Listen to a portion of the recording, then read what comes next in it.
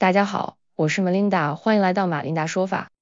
我這幾天一打開台灣的社交媒體，滿滿都是那條新聞，16個人，雖然後來又說是13人，在意大利披薩餐廳用餐，結果全部只點5個披薩和3瓶啤酒，最後被店家氣到上網直播公審，不但在直播時念着要客人滾，甚至還出現了種族歧視的字眼。這件事呢，雙方各有各的看法，有人罵老闆玻璃心，還種族歧視，但也有人罵台灣人不懂得外國文化，丟臉丟到了國外。我覺得是因為雙方溝通不良所致，披薩店老闆和台灣領隊都該各打50大板。先說披薩店老闆沒有事先跟客人溝通好，若看到客人的點餐數量遠低於他們的預期或是標準，是不是可以當下請他們再多點餐？我相信大多數的台灣客人是會願意的，但他沒有這樣做，反而直接拍影片開罵，字眼中還充滿種族歧視，更未經同意就直接直播上網。這方面我們絕對是一定要譴責的。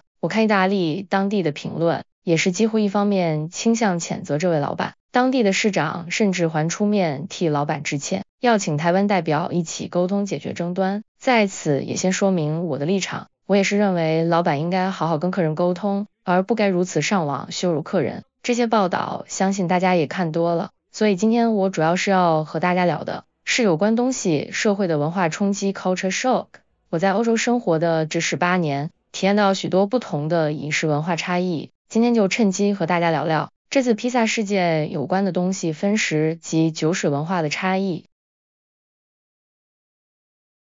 在台灣吃飯，我們愛大家一起吃，但即使在台灣，16個人只點5道菜，老闆應該也會不爽。儘管根據其他不在場的團員說，進去前領隊曾經有跟老闆溝通過，表示只能點少點的餐點，是老闆同意後才進去的。但對老闆而言，少點的定義可能真的遠低於了他的預期。在歐洲，分食這個概念還不普及，歐洲人去餐廳一般都是一人一份，自己點的自己吃，除非是情侶或夫妻那種，可以說哎，給我一個空盤分一下，也就是分食是可以的，但前提是一個人至少要點一份餐點，2人分食彼此的餐點，而不是一份餐點2人分着吃。在歐洲，一份披薩就是1人份餐點，很多人看着新聞都說披薩那麼大，一個人怎麼吃得完了？其實在意大利或歐洲其他國家，披薩都超級薄，差不多 0.3公分而已，不是台灣那種美式厚片披薩，歐洲多是一拿起來就快垂下去，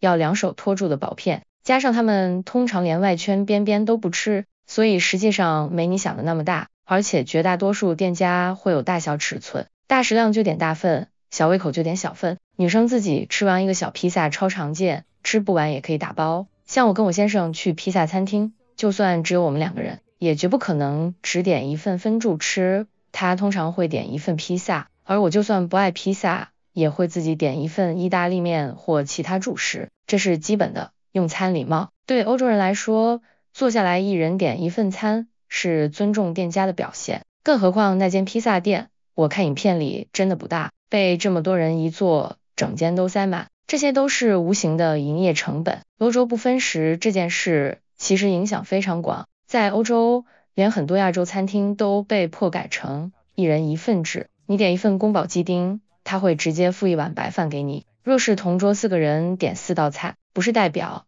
大家共享4道，而是各自擁有4盤，那可是神聖不可侵犯。我記得有一年我帶幾個歐洲朋友去台灣玩，在餐廳點菜時，我得花好幾分鐘說明，等一下菜上桌，我們是大家一起吃的，不是1人拿1盤的。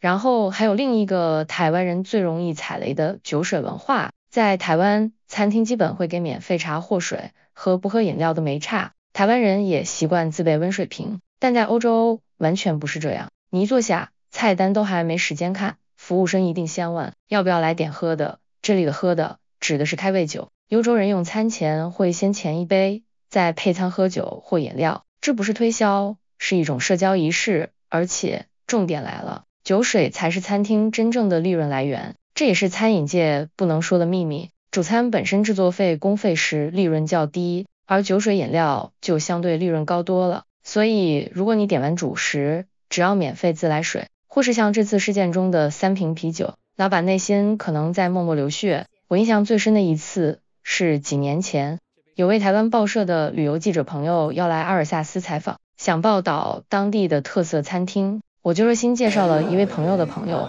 在史特拉斯堡開的一家有名餐廳，結果餐廳老闆非常直白地拒絕了。他拒絕的理由正跟這次披薩事件如出一轍。他透過我朋友傳話說，每次亞洲客人來都3-4個人只點1-2份餐，分食之外還都不點酒水。我真的不想再被報道上媒體吸引更多這種客人，我當下超不爽，覺得老闆根本歧視我們亞洲人嘛。但後來冷靜想想，站在餐廳立場，他也不是沒道理。我看不少評論說，老闆可以跟客人告知低消，但在歐洲餐廳，一人點1份主食都不能說是潛規則，而是天經地義，所以並不會有白紙黑字的低消限制。我想台灣餐廳會有這種限制，多半也是透過以往不好的經驗應運而生的。在歐洲，他們的默契就是一人1份餐是基本禮貌，就像酒水並沒有硬性規定，不寫出來是因為根本不用寫，而且酒水就是他們的主要收入来源。若4個人坐一桌，